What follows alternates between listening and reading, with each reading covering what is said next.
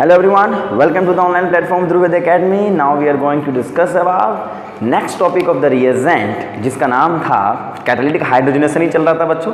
तो इसी में मैं आप लास्ट टॉपिक डिस्कस करने वाला हूँ कैटालिटिक हाइड्रोजनेशन प्रोसेस का, जिसमें लास्ट लेक्चर में मैंने हाइड्रोजन लाइसिस पे फोकस किया था क्योंकि वो हाइड्रोजनेशन से मिलता जुलता टॉपिक था, इसलिए उसको मैंने सबसे पहले कंप्लीट कर लिया था।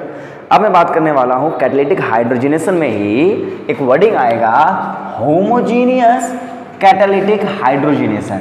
तो याद करो बच्चों, जब मैंने आपको हाइड्रोजनेशन की शुरुआत करी थी यानी कैटालिटिक हाइड्रोजनेशन के बारे में आपको बताया था, वहाँ पे मैंने दो बातें आपको बताई थी कि वो दो तरीके की कैटलिस्ट के प्रेजेंस में होते हैं, एक होमोजीनियस और एक हेट्रोजीनियस। तो हेट्रोजीनियस में क्या था बच्चों कि हमारा जो कैटालिटिक सिस्टम था वो और मेरा जो सबस्ट्रेट था उन दोनों के फेज अलग अलग थे, एक लिक्विड फेज में एक सॉलिड फेज में तब इंटर कर रहे थे। तो that is are called heterogeneous catalytic hydrogenation. But अब मैं जो बात करने वाला हूँ वो है होमोजीनियस। और होमोजीनियस तो आप 11 से ही सुनते आ रहे हो यार। होमोजीनियस का मतलब जो सब एक फेज में हो जाए। इसका मतलब यहाँ पे क्या होगा, हमारा कैटलिस्ट हो, हमारा सबस्ट्रेट हो, वो सब एक फेज में आ जाएंगे, that is the liquid phase. तो इसका मतलब रिडक्शंस होंगी यहाँ पे, कैटालिटिक हाइड्रोजनेशन ही होगा, हाइड्रोजन ही ऐड होंगे किसी भी डबल बॉन्ड वाले सिस्टमों पे। पर उनमें क्या होता है बच्चों, कैटलिस्ट और सबस्ट्रेट दोनों एक फेज में होते हैं। इसलिए एक बात समझो, होमोजीनियस कैटलिसिस का मतलब क्या होगा, both catalyst and substrate are in same phase. और यहाँ जो फेज होता है वो जनरली बच्चों लिक्विड फेज होता है। इसका मतलब जो कैटलिस्ट है ना उसे हमें पहले डिसॉल्व करना होता है, लिक्विड में डिसॉल्व करना होता है। तो इसलिए यहाँ पे जो हम कैटलिस्ट का इस्तेमाल करते हैं बच्चों, ये बात का ध्यान रखिए, यहाँ जो कैटलिस्ट का इस्तेमाल होता है ये कोई मेटल्स के कॉम्प्लेक्स होते हैं, यानी कॉम्प्लेक्स ऑफ मेटल। यहाँ डायरेक्टली कोई मेटल हम इस्तेमाल नहीं करते, मेटल ऑक्साइड इस्तेमाल नहीं करते, यहाँ कॉम्प्लेक्स इस्तेमाल करते हैं। कॉम्प्लेक्स का मतलब मेटल को किसी लिगेंड के साथ अटैच कर देंगे, है ना बच्चों। तो वहाँ पे we have a system that is called complex of metal. और जनरली ये मेटल कॉम्प्लेक्सेस क्या होते हैं, सॉल्युबल होते हैं सॉल्वेंटों में। यहाँ भी सॉल्वेंट लिए जाते हैं, अल्कोहल्स लिया जाता है जनरली सॉल्वेंट। तो बच्चों यहाँ पे एक कहानी होती है सॉल्युबल कॉम्प्लेक्सेस की, यानी ये जो कॉम्प्लेक्स ये सॉल्युबल हैं, इन्हें हम डिसॉल्व कर लेते हैं और उसी जो सॉल्यूशन तैयार होता है उसमें ही हम अपना सबस्ट्रेट डालते हैं जो लिक्विड के फॉर्म में ही रहता है। तो इसका मतलब दोनों लिक्विड और कैटलिस्ट भी लिक्विड फेज में ही है, दोनों एक ही फेज में है, रिएक्शंस कर जाएंगे वहाँ पे। तो सुनो, अब मैं इसके ज़्यादा डिटेल यानी एक्सपेरिमेंटल सेटअप पे नहीं जा रहा हूँ, मेरा मेन काम क्या है ऑर्गेनिक में, मैं उस पर फोकस कर ले रहा हूँ, ठीक है। अब देखो, क्योंकि आपको OMC में भी मिलेगा, ऑर्गेनोमेटेलिक जो केमिस्ट्री आप पढ़ोगे इनऑर्गेनिक केमिस्ट्री में, वहाँ भी आपको ये मिलता है क्योंकि ये मेटल के कॉम्प्लेक्स की स्टोरी है, OMC की स्टोरी चलती है वहाँ पे। जरा बोर्ड पे देखना, मैंने बच्चों यहाँ पे हमारे पास दो तरीके के कैटलिस्ट इस्तेमाल होते हैं, एक रोडियम बेस्ड कॉम्प्लेक्स और एक इरिडियम बेस्ड। किसके बारे में बात कर रहा हूँ मैं, रोडियम और इरिडियम के कॉम्प्लेक्सेस के बारे में।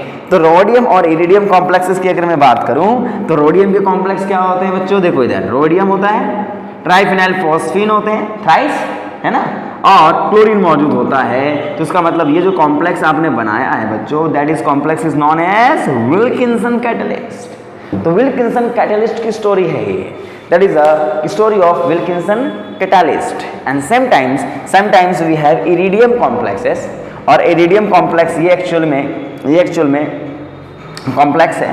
तो यहाँ पे जरा सोचो, इरिडियम का कॉम्प्लेक्स है और यहाँ तुम्हारे पास जो लिगेंड इस्तेमाल होते हैं ना वो COD बोले तो यानी 1,5 साइक्लोऑक्टाडाइइन, इसे COD कहा जाता है, ठीक है, COD साइक्लोऑक्टाडाइइन। और ये COT होता तो साइक्लोटेट्राइन, आप याद करो, एरोमेटिसिटी में पढ़ा था आप लोगों ने, नॉन एरोमेटिक कंपाउंड्स होते हैं। PY बोले तो pyridine, और यहाँ CY बोले तो बच्चों साइक्लोहेक्साइल ग्रुप का इस्तेमाल होता है। तो इसका मतलब ये हमारा कॉम्प्लेक्स है और इस पूरे कॉम्प्लेक्स को हम कैप्ट्री कैटलिस्ट का नाम देते हैं। क्या कॉम्प्लेक्स का नाम देते हैं बच्चों, कैप्ट्री कैटलिस्ट। तो जैम वाले बच्चों तुम्हारे लिए इरिडियम वाला जोडियम वाला इंपॉर्टेंट है, you have a important Wilkinson catalyst आपके लिए इंपॉर्टेंट है, और नेट वाले बच्चों तुम्हारे लिए दोनों इंपॉर्टेंट है। तो कैप्ट्री भी हो और विल्किंसन भी हो, तो एरो के ऊपर में विल्किंसन कैटलिस्ट भी लिख करके दे दे या उसके कॉम्प्लेक्स बना करके दे दे, दोनों का मतलब एक ही है हमारे लिए। इरिडियम के कॉम्प्लेक्स बना करके कॉम्प्लेक्स बना के दे सकता है, या फिर आपको कैप्ट्री कैटलिस्ट लिख करके दे सकता है। तो दोनों के बारे में याद रखिएगा, इसको याद रखने की जरूरत नहीं, बस इरिडियम ध्यान रखना ना, समझ में आ जाएगा आपको, ये दो इंपॉर्टेंट है। तो सबसे पहले इनके बारे में क्या चर्चाएं करनी है हमें वो देखना, क्योंकि होमोजीनियस के बारे में डिस्कशन कर रहा हूं मैं, हेट्रोजीनियस की पूरी स्टोरी हम लोग पढ़ चुके हैं, ठीक है बच्चों। तो नोट करो इसके बारे में, नोट कर लो एक बार ढंग से, आगे बढ़ते हैं, बढ़ जाते हैं। तो होमोजीनियस और हेट्रोजीनियस में अब सुनो इसकी जरूरत क्यों पड़ी, तो डेफिनेटली कुछ बातें होमोजीनियस से नहीं हो पा रही थी क्योंकि हमने मॉडिफिकेशन किया है होमोजीनियस से हेट्रोजीनियस से होमोजीनियस आने में, तो डेफिनेटली कुछ ऐसी बातें होंगी जो होमोजीनियस जो है वो ज़्यादा बेहतर हो पाएगा। तो देखो बच्चों, हेट्रोजीनियस कैटालिसिस के कुछ डिसएडवांटेज थे ना, बस उसी डिसएडवांटेज को ख़त्म करने के लिए या फिर कह सकते हैं कुछ एक्स्ट्रा रिडक्शन हो जाया करते थे, उसी को ख़त्म करने के लिए हम होमोजीनियस की बातें करते हैं। तो सवाल क्या होगा, इसके मेन फीचर्स क्या हैं, जरा उसके बारे में बात कर लेता हूं मैं। मेन कैरेक्टरिस्टिक्स या मेन पॉइंट्स ऑफ, आप कह सकते हो main points of homogeneous catalytic hydrogenation. Homogeneous catalytic hydrogenation, ये वर्डिंग्स दिमाग में रखना। तो इसके कुछ मेन फीचर्स होते हैं, वो मेन फीचर्स मैं आपको लिख रहा हूं, वो एक बार ढंग से देखना। पहला फीचर्स जो है वो ये है, जो हेट्रोजीनियस और होमोजीनियस में कुछ सिमिलरिटीज कह लो, वो भी हो सकते हैं यहाँ पे ये हमेशा हाइड्रोजनेशन जब करता है तो सिन एडिशन ऑफ हाइड्रोजन देता है। ये सिन एडिशन ऑफ हाइड्रोजन का मतलब समझ गए होंगे, जो अभी तक हम लोग पढ़ते ही आ रहे हैं। ये जब भी किसी अल्कीनों से मिलता है, डबल बॉन्ड सिस्टमों से मिलता है, ये पूरा जब हाइड्रोजनेशन होता है तो एग्जाम में मिलेगा आपको इस तरीके से, रोडियम PH3 थ्राइस Cl, और ये पूरा मिलेगा आपको, ये कैटलिस्ट मिलेगा इस तरीके से।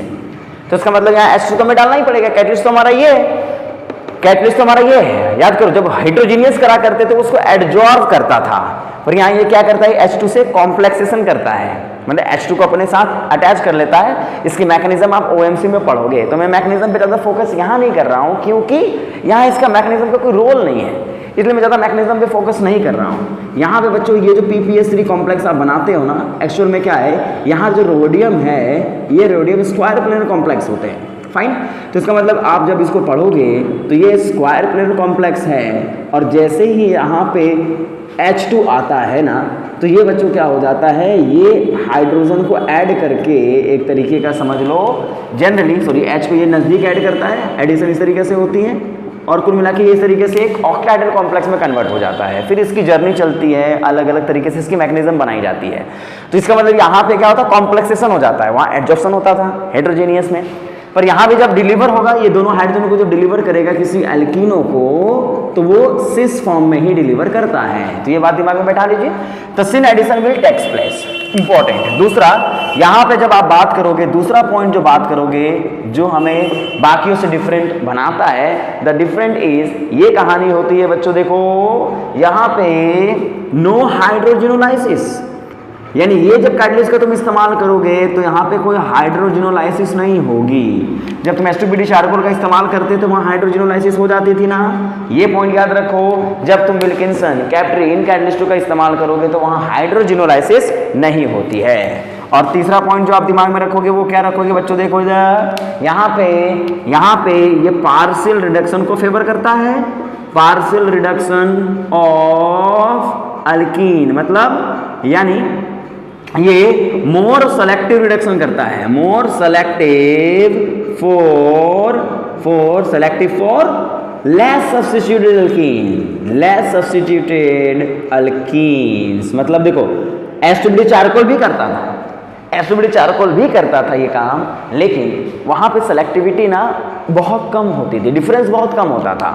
यहाँ पे ये हाईली, मतलब ये समझ लो 99% वैसा ही बनाएगा, यानी एक के लिए ज़्यादा सेलेक्टिव होगा, तो वो लेबोरेटरी यूज के लिए आसान होता है। तो इसलिए यहाँ पे हमारी कहानी होगी पार्शियल रिडक्शन, यानी अल्कीन में लेस सब्स्टिट्यूट अल्कीन को रिड्यूस करना, हाइड्रोजिनोलाइसिस नहीं करना। और पांचवा पॉइंट जो इसका होता है, ये हाईली स्टीरियो सेलेक्टिव होता है, हाईली स्टीरियो सेलेक्टिव।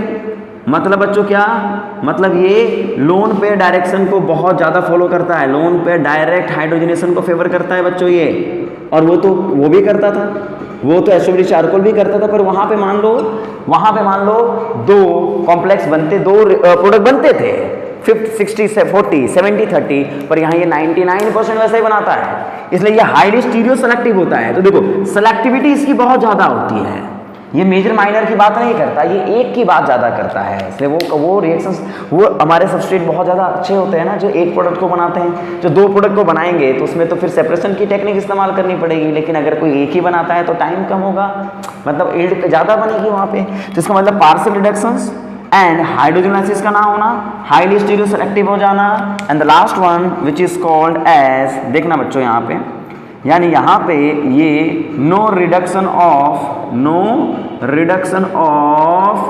NO2 ग्रुप। NO2 ग्रुप का कोई रिडक्शन नहीं होता, लेकिन H2BD चारकोल NO2 को अमीन बना दिया करते थे।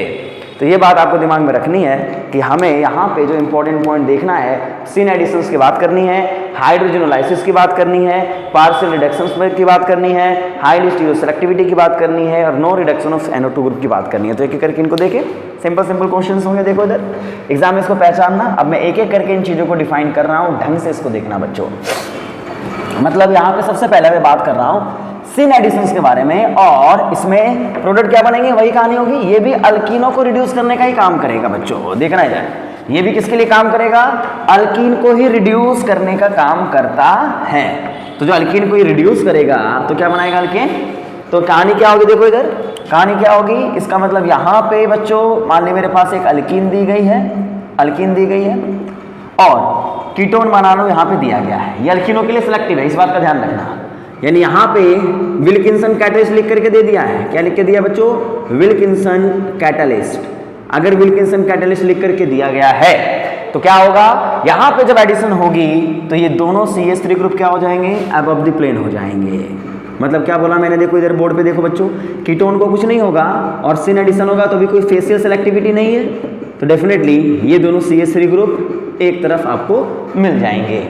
तो सिन एडिशन होती है यहाँ पे, ये बात आपको ध्यान में रखनी है। दूसरी बात आपको क्या याद रखना है, देखो इधर ये यहाँ पे काम क्या करेगा? हाइड्रोजनोलाइसिस नहीं करेगा। मतलब अगर तुम्हारे पास एक ही मॉलिक्यूल में C डबल बॉन्ड OBN आ गया, देखो बच्चों, और यहाँ पे आपको विल्किंसन कैटलिस्ट डाल करके दे दिया गया है। क्या डाल के दे दिया गया है? Wilkinson catalyst. तो एक बात देखो, ब्लैक मार्कर, विल्किंसन कैटलिस्ट बना करके दे दिया गया है, तो क्या होगा बच्चों? अल्कीन रिड्यूस हो जाएंगे यहाँ पे। और अगर अल्कीन रिड्यूस हो गया तो ये तो रिड्यूस होगा ही होगा, मान लो विल्किंसन कैटलिस्ट को रिड्यूस करेगा, पर OBN के बॉन्ड ब्रेक नहीं होंगे यहाँ पे। ये इसका सबसे इंपॉर्टेंट पॉइंट है। तो OBN bond will not break, यानी हाइड्रोजिनोलाइसिस ये काम नहीं करता है। कभी कभी हमें चाहिए होता है कि भैया अल्कीन ही रिड्यूस हो जाए, इसको कुछ ना हो, तब ऐसे केसेस में we must have that group. क्योंकि अगर H2PD चारकोल डालते तो क्या होता, अभी मैंने बताया था, अल्कीन भी खत्म, OBN भी खत्म, OH बना देते इसको, है ना बच्चों? इसको नोट करो पहले। तो इसका मतलब यहाँ पे हमें हाइड्रोजिनोलाइसिस के पॉइंट्स को दिमाग में रखना है। हाइड्रोजिनोलाइसिस यहाँ पे नहीं होगी, ये बात दिमाग में बैठा के रख लीजिए, नोट करिए इसको जल्दी से। तो हाइड्रोजनोलाइसिस का प्रोसेस नहीं होगा, काम खत्म। तीसरा जो मैंने अभी आपको बताया था वो होता है पार्शियल रिडक्शंस को ये फेवर करता है, यानी लेस सब्स्टिट्यूटेड डबल बॉन्ड को ये हमेशा फास्टली रिड्यूस करता है। मतलब क्या बोला मैंने, देखो इधर, if you have a double bond like that and if U double bond like that, और यहाँ बच्चों विल्किंसन कैटलिस्ट डाल दिया, पहचान लोगे एग्जाम में इसको बच्चों, पहचान लोगे, बस कह के छोड़ दिया। तो आप क्या करने वाले हैं? तो इसका मतलब आप क्या करने वाले हैं, देखो इधर विल्किंसन कैटलिस्ट ये रिड्यूस नहीं करेगा, केवल इसको रिड्यूस करेगा। क्यों? क्योंकि ये ट्राई सब्स्टिट्यूटेड अल्कीन है, ट्राई सब्स्टिट्यूटेड, और ये डाई सब्स्टिट्यूटेड। इसके बारे में जानकारी मैंने लास्ट लेक्चर में दे दी थी आपको कि ट्राई सब्स्टिट्यूटेड और डाई सब्स्टिट्यूटेड में कौन फास्टली रिड्यूस होंगे? जो सबसे कम सब्स्टिट्यूएंट होता है। इसका मतलब what we have the product, we have this product. यहाँ पे आपके रिडक्शंस हो चुके होंगे, H2 यहाँ लग गया होगा, ये अल्केन बन गया होगा। तो यानी पार्शियल रिडक्शंस का इस्तेमाल यहाँ पे ज़्यादा होता है, ये बात आपको ध्यान में रखनी पड़ेगी। नोट कर लो इसको, पार्शियल रिडक्शंस की बात हम लोग करते हैं। नोट कर लिया? कि आगे बढ़ते हैं, आगे बढ़ जाते हैं। अब मैं बात क्या करने वाला हूँ, देखो पार्शियल रिडक्शंस के बाद यहाँ पे no reduction of NO2 group, यानी यहाँ पे फोर्थ पॉइंट क्या है? No reduction of NO2 group. मतलब मान लो if you have this type of system, NO2 मेरे पास था यहाँ पे, अगर तुम यहाँ पे H2PD चारकोल डालते, क्या डालते बच्चों? H2PD चारकोल, तो ये अल्कीन को तो रिड्यूस करता ही करता है, साथ में इसको भी रिड्यूस करके NH2 बना देता, ये रिडक्शंस हो जाते हैं। लेकिन अगर तुम यहाँ पे विल्किंसन कैटलिस्ट को डाल दोगे, तो यहाँ पे क्या होगा, इस बात को थोड़ा गौर फरमाइएगा। यहाँ पे जो अल्कीन वाला पार्ट है वही रिड्यूस होगा और NO2 रह जाएंगे।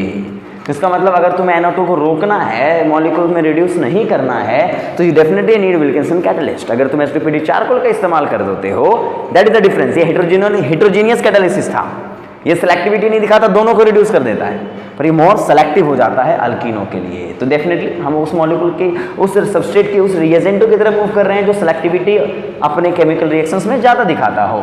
तो मतलब फोर्थ पॉइंट समझ गए क्या आप लोग? पक्का समझ गए?